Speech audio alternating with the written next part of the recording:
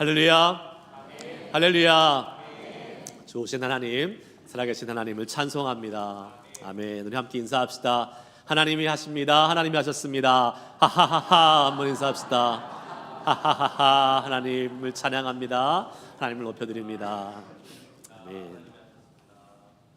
지금 교회에 좀 아프신 분들이 좀 많이 계십니다. 감기 때문에 아프신 분들이 계시고, 또 감기가 아니더라도 여러 가지 좀 몸이 안 좋으셔서 교회 못 오시는 분들이 계신데, 혹시 안 보이시면 여러분들 기억하시고 기도해 주시길 바라겠습니다. 그리고 또 안부도 물어주시고 함께 일주일 동안 좀 계속해서 생각하시고 기도하시면 좋을 것 같아요. 지금 일교차가 너무 크잖아요. 그래서 감기 때문에 고생하시는 분들이 참 많습니다. 이번 감기 걸리면 워낙 고생하니까 걸리지 않도록 기도해 주시고, 또 잘 몸도 보살피셔야지만이 우리가 예배하는데 지장이 없잖아요. 여러분 몸 잘 관리하시고, 또 저를 위해서도 기도해 주시면 감사하겠습니다. 감기 안 걸리도록. 제가 여기 앞에서 이렇게 아픈 모습으로 코맹맹이로 설교하면 안 좋잖아요, 여러분. 기도해 주시면 감사할 것 같아요. 네. 자, 오늘 말씀 제목 한번 따라해 보겠습니다. 그래도 우리가 해야 될 일. 그래도 우리가 해야 할 일. 앞에 사실 더 제목이 있었는데 제가 줄였으면 너무 길어서, 하나님이 침묵하셔도 그래도 우리가 해야 될 일입니다. 하나님이 우리에게 말씀해 주지 않으실 때도 있습니다. 침묵하실 때 우리는 어떻게 해야 될지, 그때 무엇을 해야 될지 한번 오늘 말씀을 통해서 은혜 나눠보려고 합니다. 결혼하고 싶은 한 노처녀가 있었다고 합니다. 이 노처녀가 기도를 정말 열심히 했어요. 하나님, 저 결혼하게 해주세요. 제 배우자, 제 신랑을 빨리 준비시켜 주세요. 만나게 해주세요. 라고 열심히 기도하고 있었습니다. 그런데 아무리 열심히 기도해도 배우자가 나타나지 않아요. 근데 그때 그 기도를 하고 있는데 목사님이 옆에 지나가고 있었습니다. 그래서 목사님이 지나가고 있자 이 배우자를 놓고 기도하던 이 노처녀가 목사님한테 물어봤어요. 목사님, 제가 신랑감을 허락해달라고 그렇게 기도했는데 왜 신랑감을 허락하지 않습니까? 어떻게 기도해야 됩니까? 그러니까 목사님이 그렇게 얘기했대요. 자매님, 자기 자신을 위해서 기도하는 것도 좋지만 남을 위해서, 부모님을 위해서, 또 가족을 위해서, 이웃을 위해서 먼저 기도해 보세요. 그러면 기도 응답이 더 빨리 될 겁니다. 아, 그래요? 그러면 제가 부모님을 위해서, 이웃을 위해서 기도해 보겠습니다 하고 대답하고 기도를 바꿨답니다. 하나님, 우리 엄마 아빠 신랑감이 빨리 나타나게 해주세요 하고 그렇게 기도했다고 하는 이야기가 있습니다. 왜 그렇게 기도했을까요? 그만큼 간절하게 기도의 응답을 받고 싶은 마음이 있었기 때문에 아닐까요?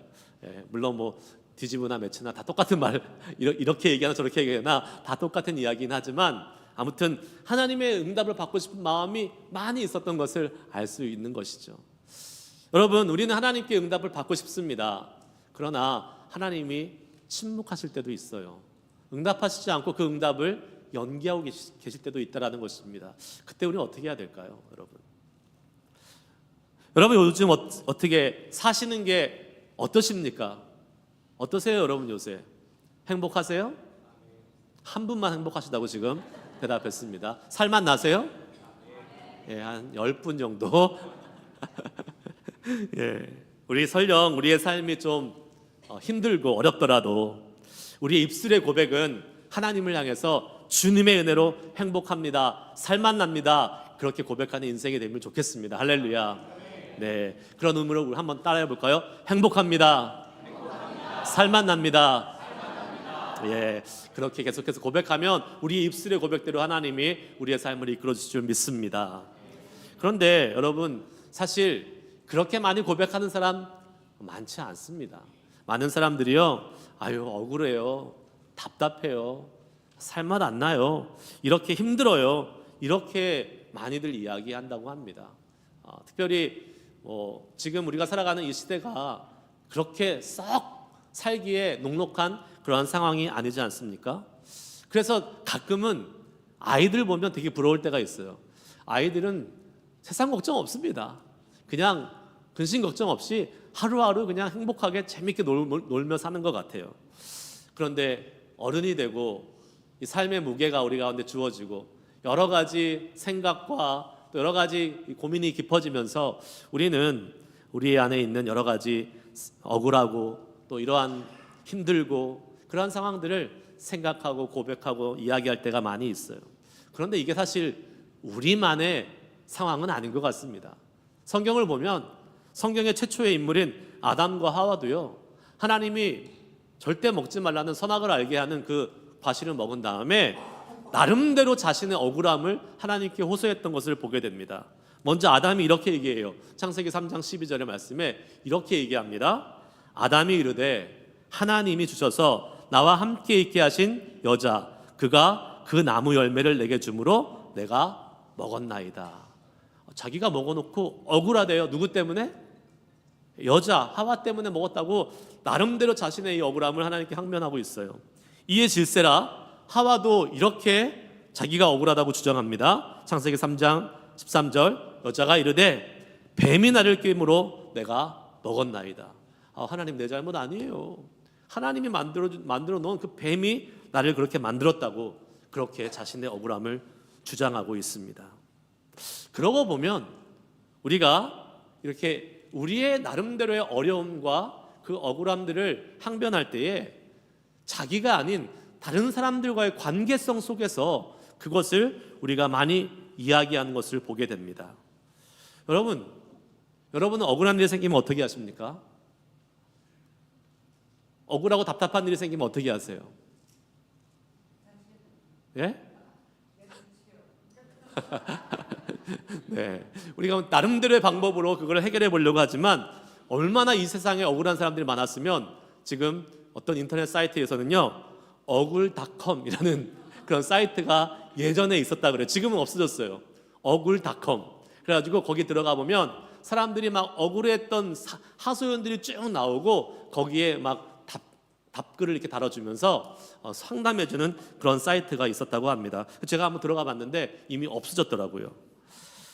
사람들이요 스스로 자기의 힘으로 그 억울함들을 풀어보려고 하면 사실 거기에는 한계가 있습니다. 풀어지지 않아요. 우리의 힘으로는 풀어지지 않습니다. 우리의 억울함을 풀어주실 분은 오직 한 분, 우리 하나님이십니다. 아멘이십니까? 왜 그럴까요? 하나님은요 우리의 사정과 형편을 잘 아시는 분이기 때문에 그렇습니다. 시편 139편 1절 말씀을 한번 큰 소리로 읽어보겠습니다. 시작. 여호와여 주께서 나를 살펴보셨으므로 나를 아시나이다. 아멘.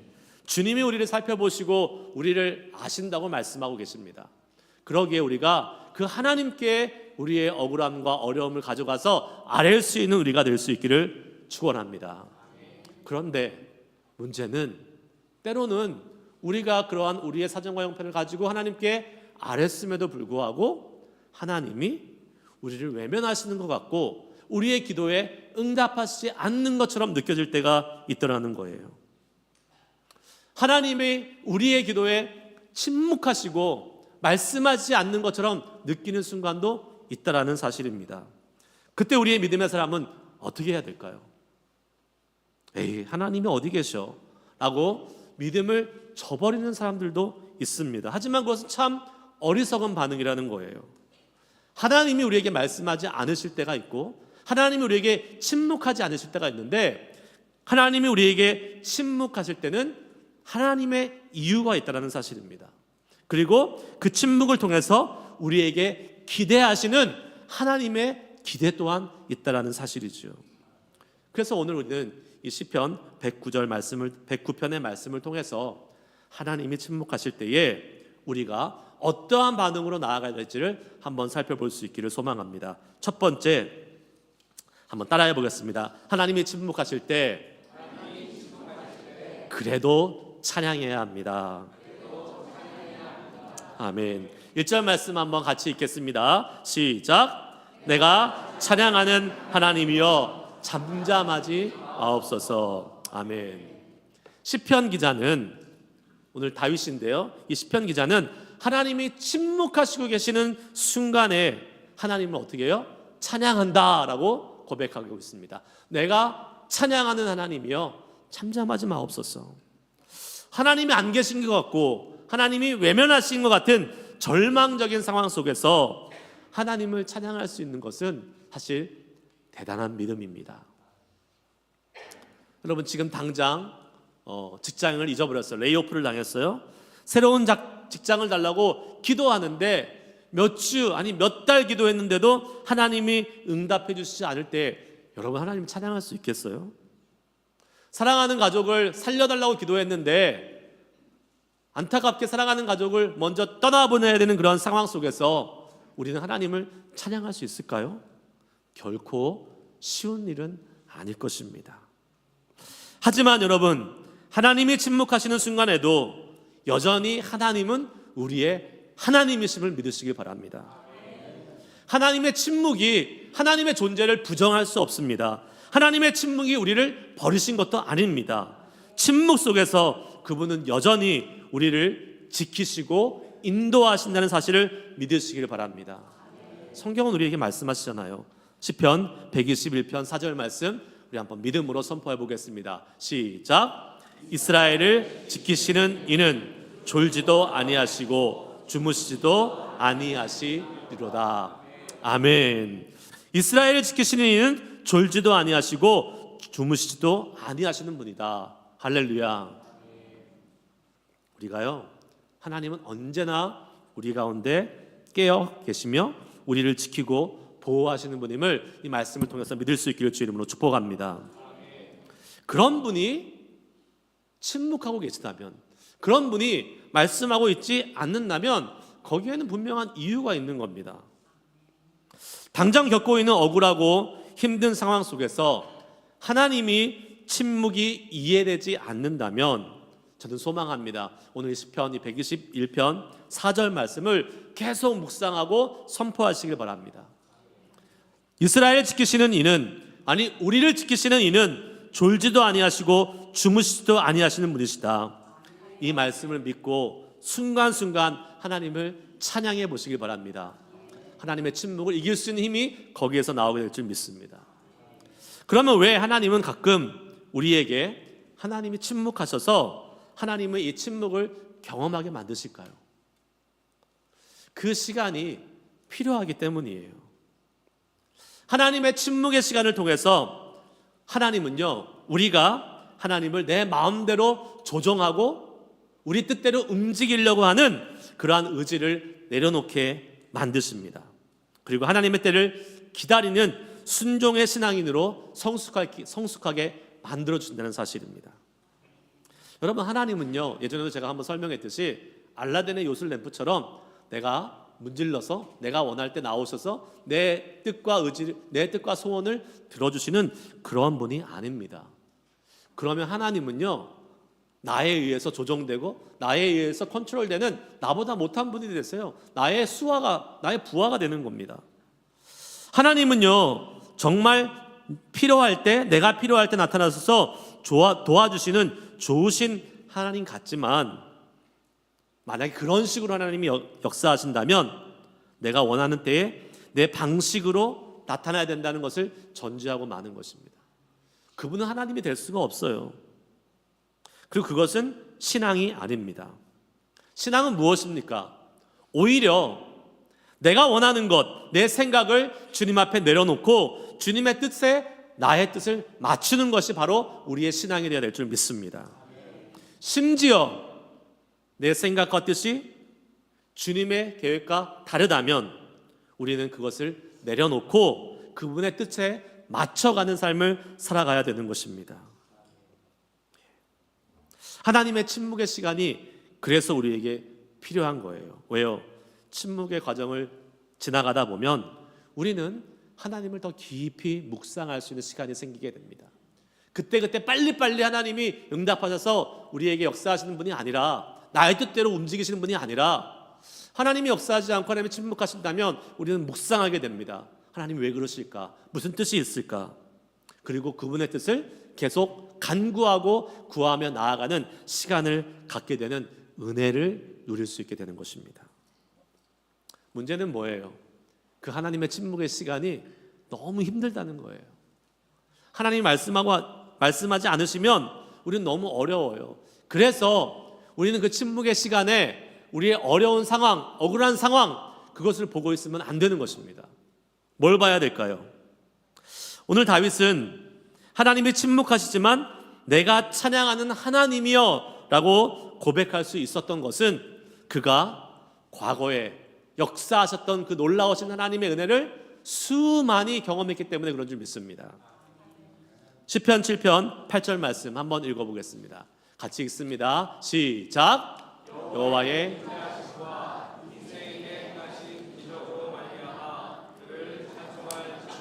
아멘. 여호와의 인자하심과 인생에게 행하신 기적으로 말미암아 그를 찬송할지로다. 아멘. 다윗의 삶을 돌아보십시오. 다윗의 삶에 하나님께서 얼마나 많은 기적의 역사를 보여주셨을까요? 여러분, 다윗이 목동이었습니다. 어린 목동이 양떼를 지키는 일을 하고 있었습니다. 광활한 초원에서 어린 목동이 양떼를 지킬 수 있는 힘은 있을 수 없습니다. 하나님께서 지켜주시고 함께 하셨기 때문에 그 수많은 양떼를 지킬 수 있었습니다. 뿐만 아니죠. 우리가 잘 아는 골리앗과의 싸움에서 다윗이 이길 수 있었던 이유는 무엇입니까? 하나님께서 함께 하셨기 때문을 믿습니다. 하나님이 역사하셨고 하나님이 힘을 주셨고 하나님이 능력으로 함께 하셨기 때문에 그 골리앗을 이길 수 있는 힘을 허락해 주셨던 것이죠. 하나님의 마음에 가장 합한 왕이라는 인정을 받을 수 있었던 것도 하나님의 놀라우신 은혜요, 하나님의 기적임을 믿습니다. 하나님이 내 인생에 행하신 은혜와 기적으로 하나님을 찬양하면 됩니다. 지금 당장 내 눈앞에 힘들고 어렵고 억울한 상황만 놓고 있지 말고 우리의 인생을 한번 쭉 돌아보십시오. 하나님이 얼마나 신실하시게 지금까지 우리를 함께 해주셨고 우리를 도와주셨습니까? 그 추억의 은혜의 기적의 보물상자를 열고 하나님이 침묵하실 때 우리가 그 하나님을 찬양할 수 있는 우리가 모두가 될 수 있기를 주의 이름으로 축복합니다. 어떤 분은 이렇게 생각할 수 있어요. 아니, 나는 내 일생에서 하나님의 은혜, 하나님의 기적을 경험해 본 적이 없는 것 같아요 라고 이렇게 말씀하실 분이 있습니다. 아니에요, 여러분. 그렇지 않습니다. 여러분과 저는 오늘도 그 하나님의 기적을 경험하고 있습니다. 아멘이세요? 왜 오늘도 그 기적을 경험하고 있습니까? 지금 이 자리에 우리가 주님 앞에 예배하고 있기 때문에 그렇습니다. 여러분, 이게 사실 상식적으로 따져보면 이게 말이 안 되는 일이죠. 왜요? 우리 그냥 이 시간에 집에서 쉬고 있는 것이 훨씬 더 우리는 상식적으로 이득이 되고 유익하다고 생각합니다. 힘들게 교회에 나와서 아침부터 준비하고 애쓰면서 이 자리에 나오는 것 자체가 어려운 일 아니에요? 집에서 편하게 있으면 우리의 그 몸도 재충전되고 좋을 것 같아요. 그러나 지금 여러분 아침부터 이른 시간 나와서 봉사도 하시고 예배도 하시고 이 자리에 나와 있는 것 자체가 기적 아니겠습니까? 할렐루야. 우리는 그 기적을 지금 경험하고 있는 겁니다. 그렇죠. 예. 하나님께서 마음을 주셔서 지금 이 자리에 나와서 비록 좀 힘들고 우리 육신은 피곤하지만 아니, 이 예배를 드리고 나면 우리의 육신도 살아나고 영혼도 살아나는 놀라운 기적을 하나님이 우리에게 허락해 주심을 믿습니다. 예, 그 기적을 우리가 지금 경험하고 있는 거예요. 그리고 무엇보다도 기적 중에 기적은 무엇입니까? 바로 죄인인 우리를 구원해 주신 것이 하나님의 놀라운 기적의 역사임을 믿습니다. 인간적인 기준으로 보면요, 나보다 구원받기에 적합한 사람들이 얼마나 많은지를 몰라요. 더 인품도 좋고 더 선하게 살고 모든 것이 나보다 뛰어난 사람들이 얼마나 많은데 하나님께서 나 같은 사람을 선택하셔서 구원해 주신 것, 내 인생에 행해 주신 놀라운 기적의 증거임을 믿습니다. 아멘. 그 구원의 기적을 경험한 우리들은요, 어떠한 순간에도 하나님을 찬양할 수 있어야 될 줄 믿습니다. 그 하나님의 은혜의 추억을 많이 갖고요, 어떤 순간에도 하나님을 찬양하고 심지어 하나님이 침묵하시는 순간에도 우리의 삶에 행하셨던 놀라운 그 하나님의 일들로 인하여 감사하고 찬양이 넘치는 우리 모두가 될 수 있기를 주의 이름으로 축복합니다. 두 번째, 한번 따라해 봅시다. 하나님이 침묵하실 때 그래도 사랑해야 됩니다. 네. 오늘 본문 말씀은 이렇게 얘기합니다. 2절 3절 말씀 같이 한번 읽어볼까요? 시작. 그들이 악한 입과 거짓된 입을 열어 나를 치며 속이는 여로 내게 말하며 또 미워하는 말로 나를 두르고 까닭 없이 나를 공격하였음이니이다. 아멘. 다윗이요 너무 억울하다고 지금 하나님께 이야기하고 있어요. 악한 입, 거짓된 입, 속이는 혀, 미워하는 말, 이게 다 다른 사람이 자기를 지금 공격하고 있는 거 아니겠습니까? 사람들과의 공격, 사람들과의 관계 속에서 자신이 공격당하면서 억울하다고 지금 이 심리적인 상처를 지금 다윗은 표현하고 있는 것입니다. 사실요, 우리가 분하고 억울한 일 당할 때 그것은 대부분 사람과의 관계 속에서 오는 것입니다. 그렇죠, 여러분. 그 관계 속에서 괴롭힘 당하고 실망하고 어려울 때에 우리는 어떻게 합니까? 만약에 억울한 일 당했어요. 그러면 어떻게 해요? 본능적으로 우리가 하고 싶은 마음은 내가 가만히 두나보자. 내가 그냥 데려주면 말로 갚죠. 우리는 받은 것보다 더 많이 그냥 홍군형을 내주려고 복수하려고 하는 것이 바로 우리의 모습입니다. 우리는요 복수하는데 그대로 갚아주지 않습니다. 더 많이 얹어서 내 화와 내 분을 같이 얹어가지고 갚으려고 하는 것이 우리의 본능입니다. 그러나 성경은 그렇게 말하고 있지 않습니다. 그럴 때 악한 자들에게 성경은 어떻게 하라고 말씀하고 있습니까? 로마서 12장 17절 말씀 한번 읽겠습니다. 시작. 아무에게도 악을 악으로 갚지 말고 모든 사람 앞에서 선한 일을 도모하라. 아멘. 예. 악을 악으로 갚으면 어떻게 될까요? 복수는 복수를 낳는 겁니다. 계속해서 악이 악순환되어 우리가 살아가는 이 세상은 점점점 더 악해질 거예요. 그러나 악의 고리를 끊는 역할이 필요한데 그것이 바로 우리 크리스찬들, 예수 믿는 사람들이 해야 될 일인 줄 믿습니다. 복수하지 않는 거예요. 악을 악으로 갚지 않는 겁니다. 그래서 다윗은 오늘 본문에서 이렇게 말씀하고 있습니다. 4절 말씀 읽습니다. 시작. 나는 사랑하나 그들은 도리어 나를 대적하니 나는 기도할 뿐이라. 아멘. 나에게 악으로 대적하는 사람들을 향해서 다윗은 어떻게 한다고요? 나는 사랑한다라고 말씀하고 있습니다. 그럼에도 불구하고 우리는 어떻게 해야 돼요? 사랑함으로 나아가야 되는 줄 믿습니다. 이 땅에서 예수 믿는 사람으로 살아간다는 것은 바로 그거예요. 나에게 악한 일을 행하는 사람, 나를 대적하는 사람, 나를 괴롭히고 억울하게 만드는 사람이 있어도 그 사람들을 사랑으로 대할 수 있는 사랑의 사람으로 살아가는 것이 바로 예수 믿는 사람이 된다는 것입니다. 그것이 사실은요 어리석은 일 같고 그것이 사실 손해보는 일 같습니다. 세상 사람들은 너 바보냐, 왜 너의 권리를 찾지 못하느냐라고 비아냥거릴 수도 있습니다. 그러나 우리가 예수 믿는다면 그 비아냥거림도 감수해야 될 줄 믿습니다. 네. 왜 그렇습니까? 예수님이요 우리를 구원하시기 위해서 그 세상 사람들의 모든 비아냥거림을 감수하셨어요. 예수님이 우리를 살리시기 위해서 모든 억울함을 직접 감당하셨기 때문에 그렇습니다. 여러분 억울한 것 따지면 우리 예수님보다 억울하신 분은 도저히 찾을 수가 없습니다. 세상에서 제일 억울하신 분이 바로 우리 예수님 아니겠습니까? 예. 그분이 힘이 없어서 억울하게 십자가를 지신 분이 아닙니다. 얼마든지 십자가에서 내려오실 수 있는 분이셨어요. 자기를 십자가에 못 박는 악을 행하는 자를 얼마든지 심판하실 수 있고 저주할 수 있는 분이 바로 우리 예수님이셨습니다. 그런데 예수님은 그 정말로 억울하고 정말로 힘든 그 순간에 오히려 무엇을 맞이했습니까? 하나님의 침묵을 경험하셨습니다. 나의 하나님 어찌하여 나를 버리시나이까? 라고 고백하는 그 순간에 하나님은 대답하지 않으셨어요. 그렇게 친밀하고 그렇게 사랑해 주셨던 아버지 하나님의 음성이 들리지 않았습니다. 예수님의 가장 고통스러운 순간에 예수님은 하나님의 침묵을 경험하셨던 것입니다. 예수님이요 얼마든지 분하고 억울해서 십자가를 박차고 내려오실 수도 있었을 거예요. 그러나 예수님은 십자가에서 내려오시지 않으셨습니다. 항의하지도 않으셨어요.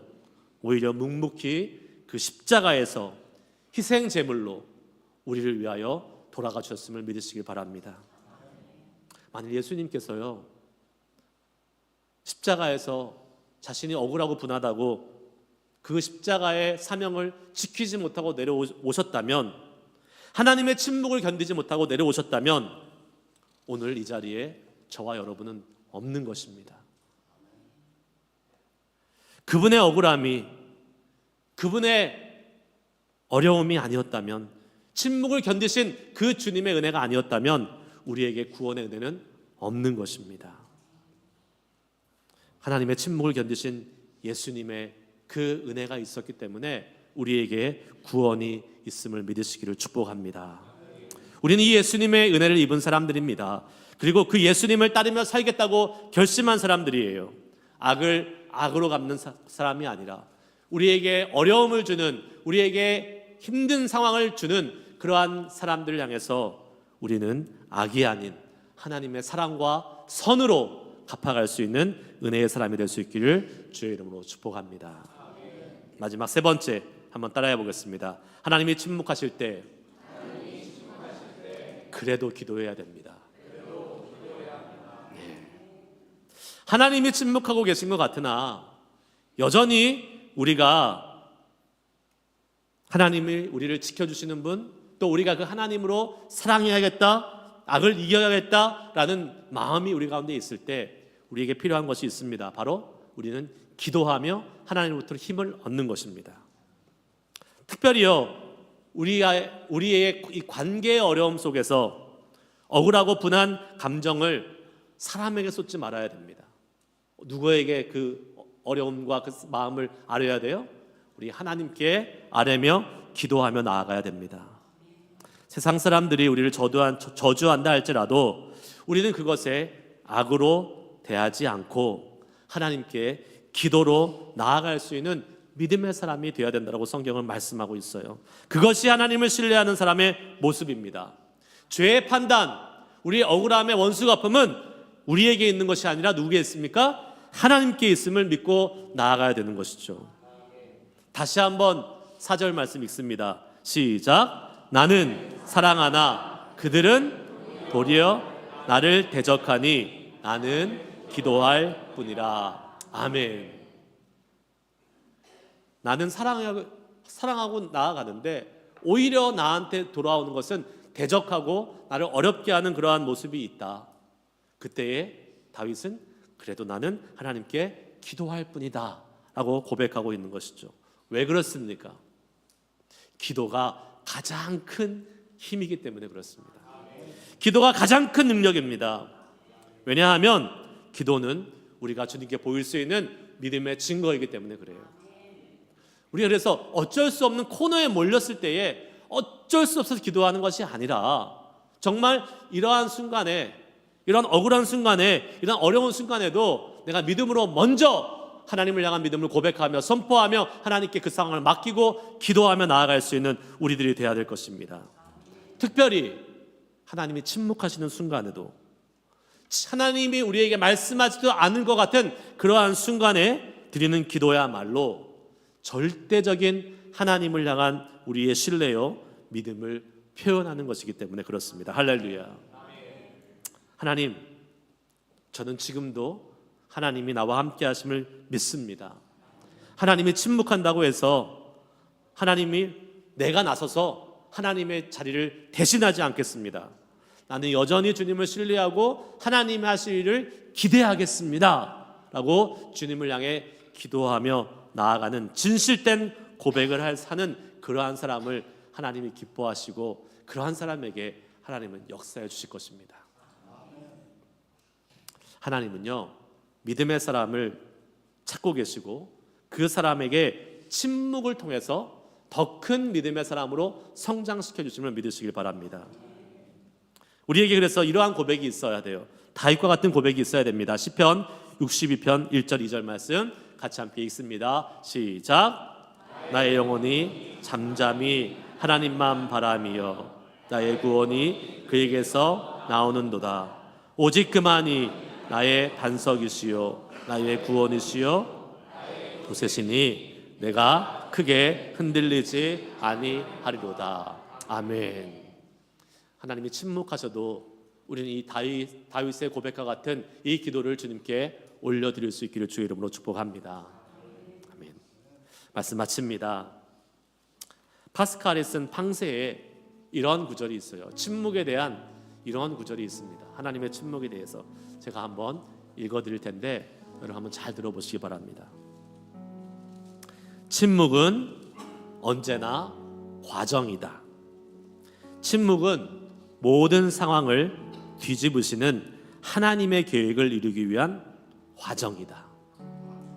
그리고 그 과정 속에서 인간의 믿음은 시험당하고 그 시험은 인간의 믿음의 진정성을 가려낸다.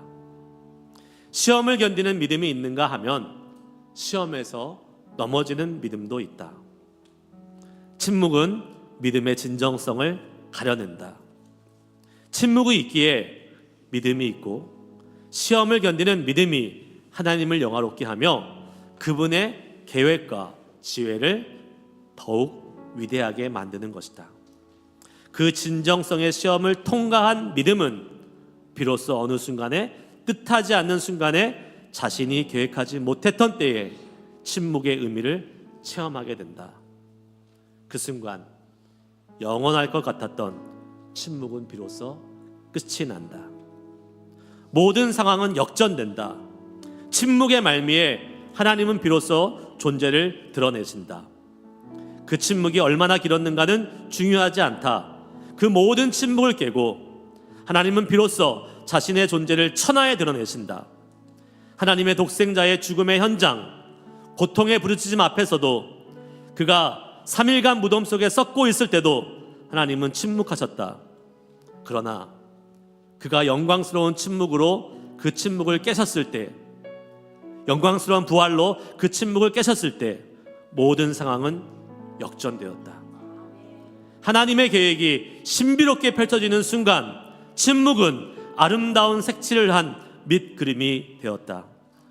침묵은 반드시 침묵으로 끝나지 않기에 하나님의 침묵은 하나님을 진정 하나님답게 하는 위대한 설교인 것이다. 하나님은 침묵하시기에 나는 그분을 믿는 것이다. 나의 믿음은 그 침묵은 결코 영원하지 않다는 진실에 있다. 아멘. 위대한 고백이고 아름다운 믿음의 고백입니다. 여러분, 우리는 하나님의 침묵이 영원하지 않다는 것을 믿어야 됩니다. 그래서 지금 당장 하나님의 침묵을 경험하고 있다 할지라도 믿음을 가지고 찬양할 수 있는 것이고요, 하나님의 침묵을 경험하고 있다 할지라도 믿음을 가지고 사랑할 수 있는 것이고요, 하나님의 침묵을 경험하고 있다 할지라도 믿음으로 기도할 수 있는 것입니다. 할렐루야.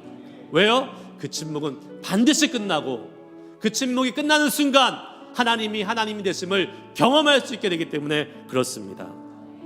그리고 하나님은 침묵하셔도 여전히 우리 가운데 하나님으로 일하시고 계십니다. 가끔 집에서 저희 아들이 저를 불러요. 아빠, 아빠 이렇게 불러요. 그러면 제가 가끔 어떠한 바쁜 일이 있어서 대답하지 못할 때가 있습니다. 아들의 입장에서는 아빠가 침묵하고 있는 거잖아요. 대답하고 있지 않는 거잖아요. 그렇다고 제가 없는 것입니까? 그렇다고 제가 제 존재가 없어진 거예요? 아니죠. 마찬가지예요. 하나님이 우리에게 응답하시지 않는 것 같다 할지라도 하나님이 존재하지 않으시는 것이 아니에요. 하나님의 뜻이 있습니다. 하나님은 저처럼 바빠서 대답 못하시는 것이 아니에요. 하나님 우리가 부르짖는 기도에 응답하실 수 있는 분이시에요. 하지만 하시지 않는다면 분명히 하나님의 뜻이 있습니다. 그때 우리는 더 주님을 묵상하고 더 주님의 때를 기다리며 오늘 말씀처럼 찬양하고 사랑하고 기도하며 주님 앞에 계속해서 믿음으로 설 수 있는 우리들이 될 수 있을 줄 믿습니다. 그래서 그 침묵이 끝나는 순간 하나님은 나의 하나님이십니다. 하나님은 일하시고 계셨습니다. 하나님은 살아계십니다 하는 믿음의 고백을 드리며 그 주님의 놀라운 은혜를 더 깊이 감격적으로 만날 수 있는 우리 모두가 될 수 있기를 주의 이름으로 축복합니다. 함께 찬양하시겠습니다. 우리 마지막에 불렀던 찬양, 하나님, 우리가 어려운 순간도 있고 아무것도 없는 순간도 있고 정말 하나님의 침묵을 경험할 때 우리는 힘들고 절망적인 것 같지만 그때에도 하나님은 여전히 일하시고 계십니다. 그때에 우리의 믿음을 드리게 하여 주시옵소서. 우리가 찬양하게 하여 주시옵소서. 사랑하게 하여 주시옵소서. 기도하게 하여 주시옵소서. 그래서 하나님이 우리에게 일하시는 것을 경험하는 놀라운 믿음의 역사를 경험하게 하여 주시옵소서. 소망하며 우리 이 시간 찬양하고 오늘 말씀에 반응하며 기도하도록 하겠습니다. 날이 저물어 갈 때